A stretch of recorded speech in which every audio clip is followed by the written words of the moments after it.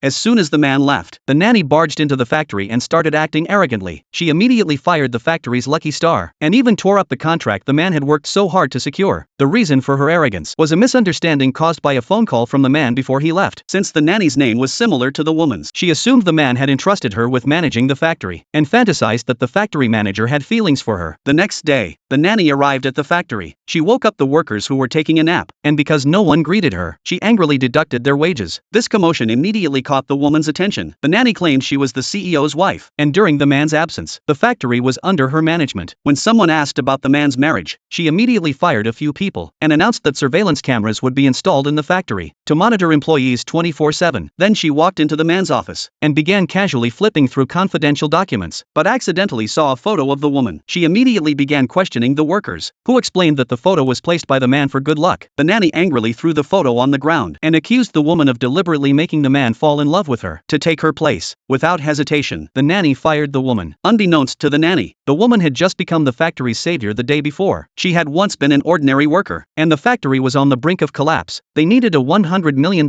contract. When the factory manager and the man were negotiating, the man had rejected the deal, saying the factory was too small. Just as the client was about to leave, the woman accidentally entered the room, and bumped into the man in a wheelchair. This action caused the man to regain feeling in his legs. Excited, he immediately signed the contract. From that point on, the woman was seen as the factory's lucky star. But fate took a turn, because the man was about to attend an international tech seminar, and he had developed feelings for the woman, planning to confess after returning. At this time, the woman didn't engage in any further arguments with the nanny. She simply asked if firing her had the man's approval. The nanny, however, didn't care, and claimed she was the future wife of the factory manager, and didn't need permission from anyone. Even though the workers advised her not to fire the woman, the nanny considered firing those who had tried to plead for the woman as well. Just then, a client arrived at the factory, hoping to reach a deal, but was shocked to see the workers lounging around. The nanny walked out and questioned his identity, hearing that he was there to see the woman. She assumed he was a poor relative trying to gain connections, and immediately kicked him out. The man, hearing the news that the client had refused to cooperate, quickly called the factory, but the nanny answered. He anxiously asked the nanny to let him speak to the woman, but the nanny lied, saying the woman was out on business. After hanging up, the man instructed his assistant to contact 3 factory managers, saying he was interested in cooperating with them. Unbeknownst to the nanny, once the 3 managers learned that the woman had been fired, they all cancelled their cooperation plans, but the uninformed nanny still imagined that the managers were coming to meet her to discuss cooperation. Soon, the woman packed her things and prepared to leave. The workers, reluctant to part with her, wanted to see her off, but this commotion caught the nanny's attention. Seeing this, the nanny was immediately furious, and scolded them for not working during work hours. She then deducted their wages for the month. The workers, unable to endure any longer, decided to leave with the woman. Just as they walked out the factory gates,